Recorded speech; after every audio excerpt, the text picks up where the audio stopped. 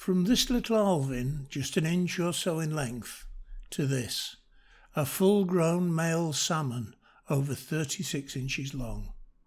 This is the story of one of nature's most enduring fights for survival, that of the Atlantic salmon.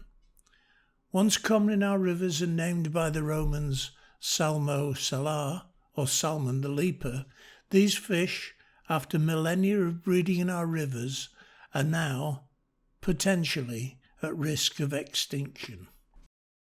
In the wild, salmon eggs develop under stony beds in the upper reaches of our rivers. To show you this, we have film work carried out in a hatchery, as well as film of eggs developing in a small aquarium. These are hatchery-held wild female salmon kept in a large tank until they are ready to be stripped of their eggs.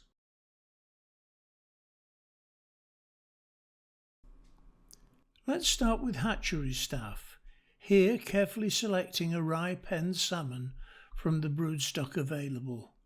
Each fish is carefully examined to check her readiness for egg extraction, as timing is critical. Those not ready are rejected for the moment, but their chance will come.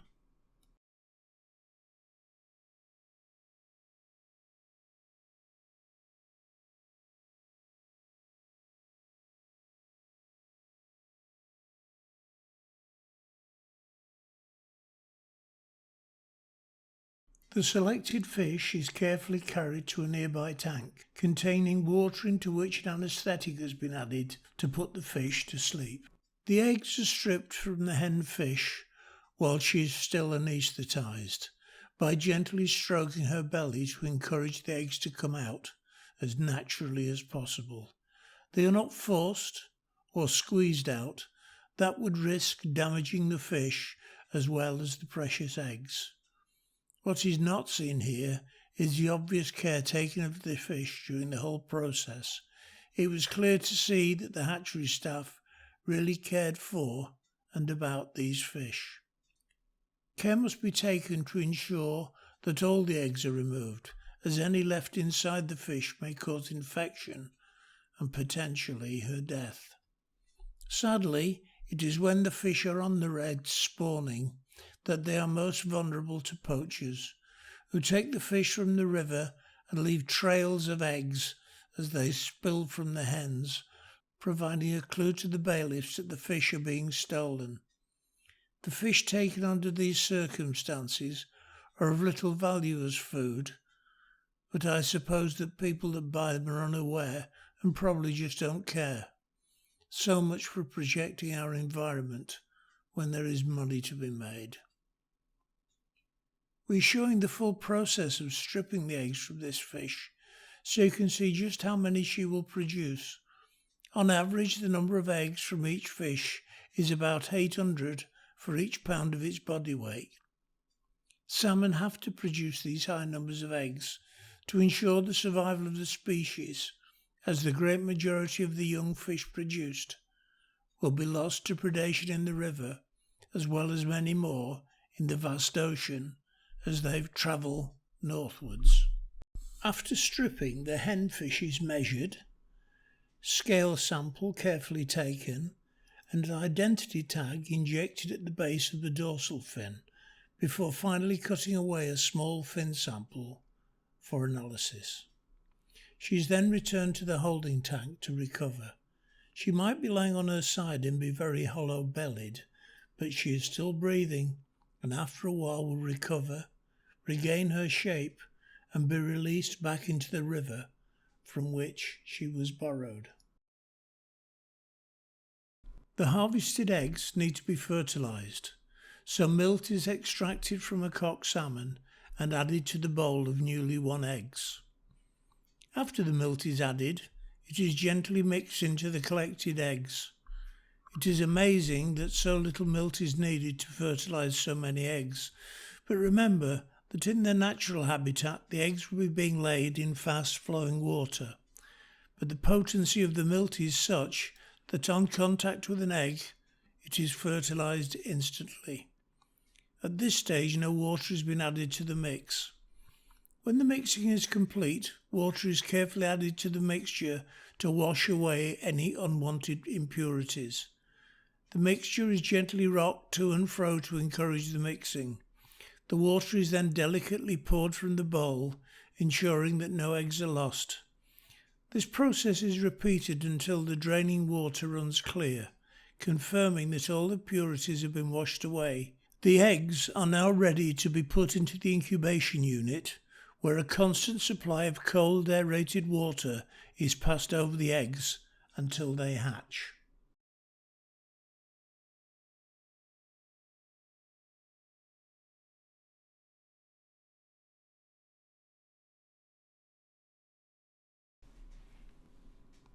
After hatching, the little fish are transferred to a large tank in the hatchery grounds, where they are well fed. They are kept for up to 3 years to develop, but at any stage after the first year, they may be introduced into the river to fend for themselves. Notice that even in this tank, whilst the fish may all be of the same age, they are not of equal size. The larger fish can be seen to be charging for all available food, whilst the smaller fish are more lethargic.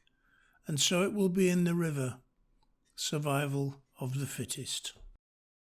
A salmon egg lays on the gravel in a small fish tank.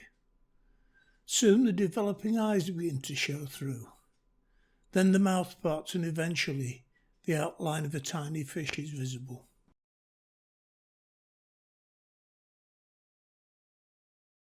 Here we see one little fish struggling to escape from its eggs. From start to finish, this little chap took a full 15 minutes to escape. So here you can see the full sequence with the motionless sections editing out. There was a time when I thought I'd picked the only egg with an occupant that was unable to escape. Fortunately, I was wrong.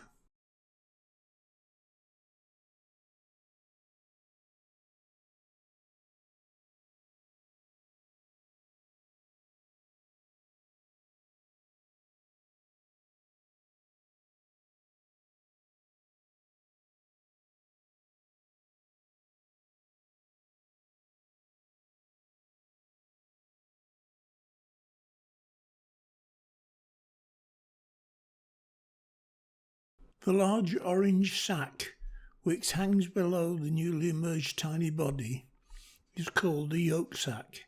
It will keep the little chap supplied with food for 3 to 6 weeks before he is forced by hunger to leave the safety of the red and go and seek food.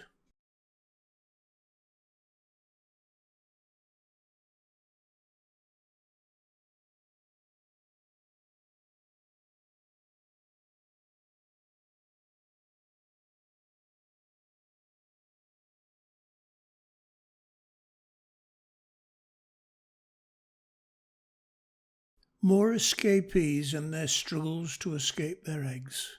They have no idea of what the future holds, which is a good thing, for few will survive the journey from their birthplace to the distant sea. Remember, in the wild all this would be taking place under the gravel bed into which the eggs were laid.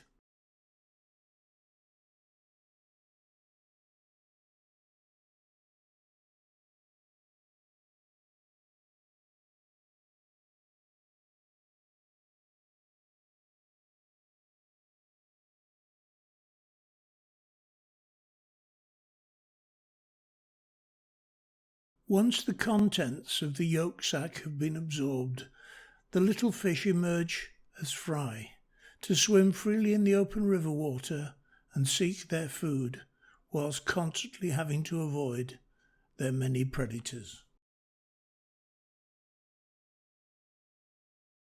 It's early spring, and the earth is awakening from its winter slumber. The wild garlic is coming into bloom as little fish venture forth for the first time. Spring is on the way.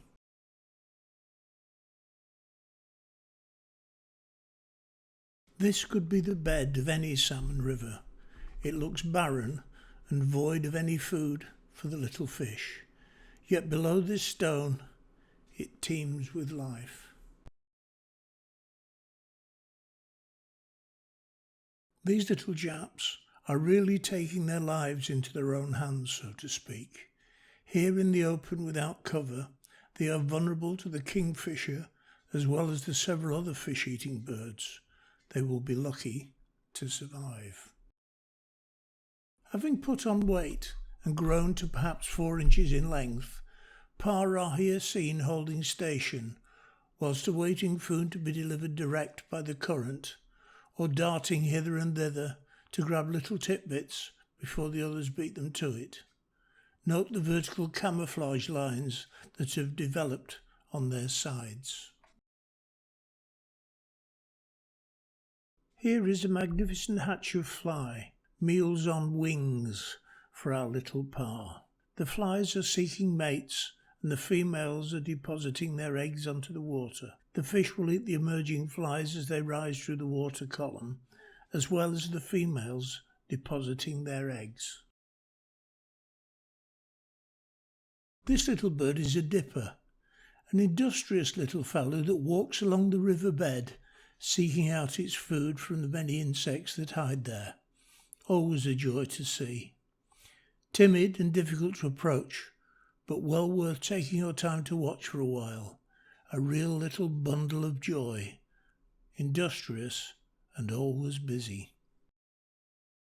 Having spent 1 to 3 years growing in the river, the parr shed their vertical stripes and their bodies turn silver in readiness for the migration to the sea. They develop salt glands and a thick layer of slime that enable their bodies to withstand the change from fresh to salt water. Here they are waiting for the next rising water to help them to travel under cover of the coloured water to the sea. Their running of the gauntlet begins in earnest.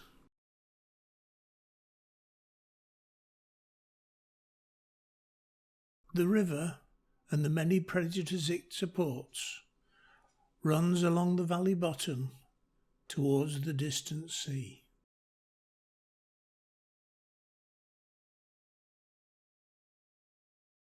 Heron, native to the UK, usually fish alone and predate on small, medium-sized fish, amphibians and small mammals.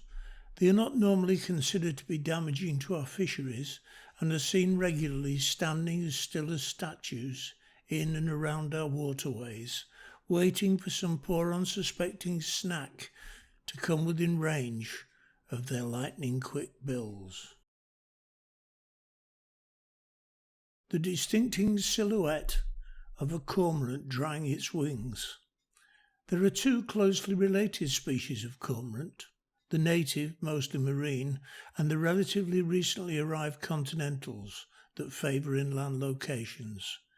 The influx of these continental birds and the shift by the native birds to hunting and breeding in inland locations has caused them to become serious predators of our freshwater fish, as they can eat over 2 pounds of fish a day, and on many salmon rivers the only available food supply for these birds is small salmonids.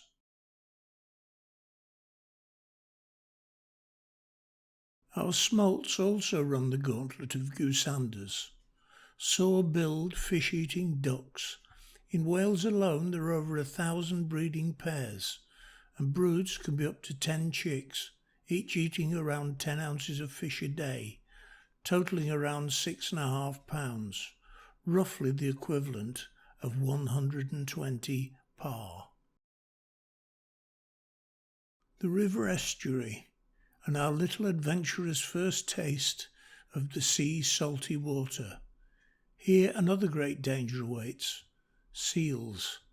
These seals are, as you can see, well fed, fat and apparently healthy, and of course they eat fish, including salmon, young and old.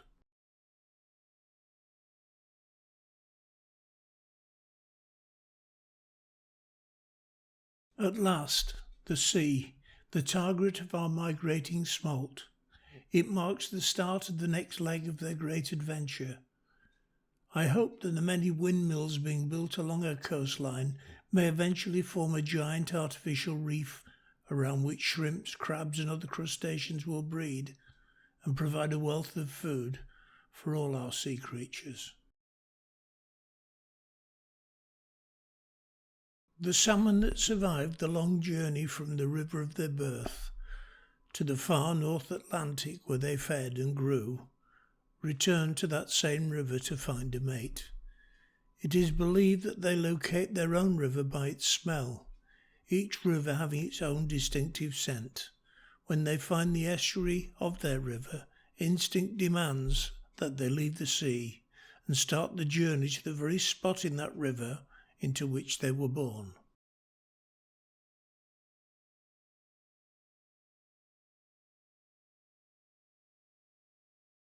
These trees have been left high and dry following a heavy flood that may well have taken them miles from their original home.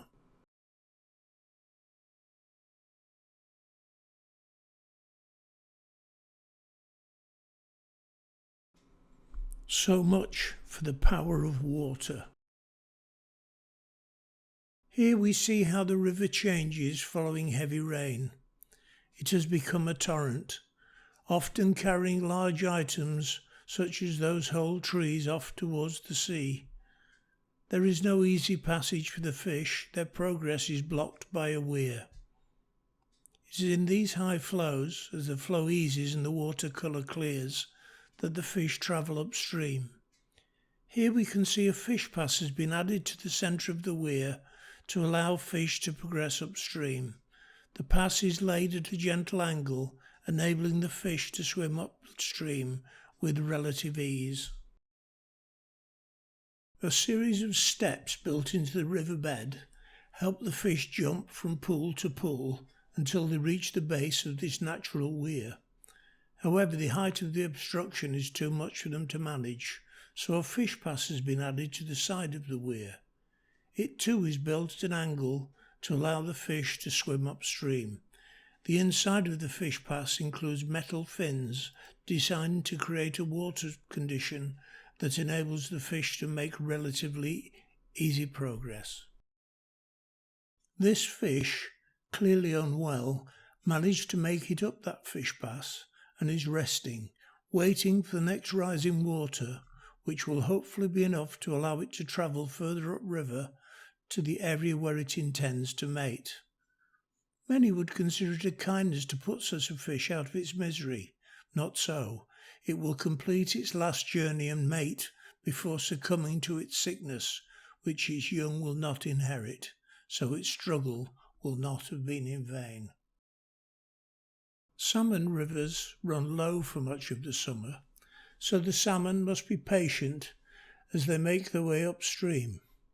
They do not eat during this time but live on their fat reserves. They spend weeks waiting in deep pools such as this, or swimming between them as they travel upriver. Eventually they reach the upper river, where it narrows and often runs faster between pools. The riverbed is sometimes boulder strewn, marking the start of the stretches where the stone and gravel offer potential redds. Soon they will reach the very red from which they emerged those many years ago.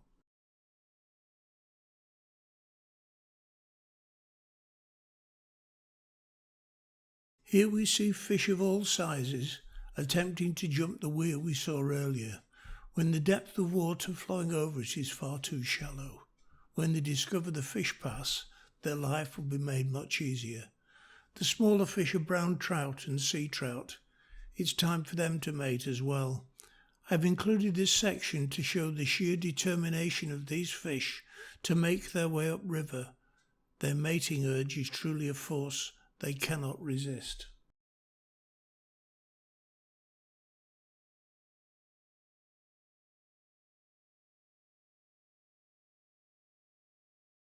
This is yet another test of the salmon's determination and willingness to defy the odds. Here we have a river in relatively low flow, but it's forced to squeeze its way between a narrow gorge, giving the impression that there's plenty of water. In fact, there's just a thin curtain of water flowing over a boulder.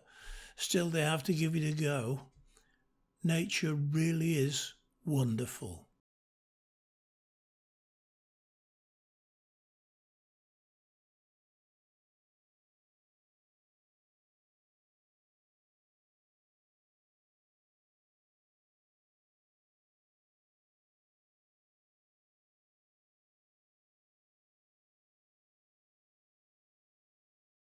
The temperature drops, bringing with it the first frost of winter, the signal to our salmon that it's time to start the mating ritual.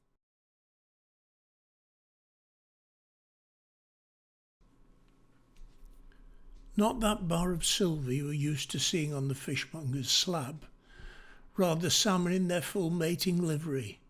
And now, having reached that part of the river in which they were born, they are impatient to complete their life cycle.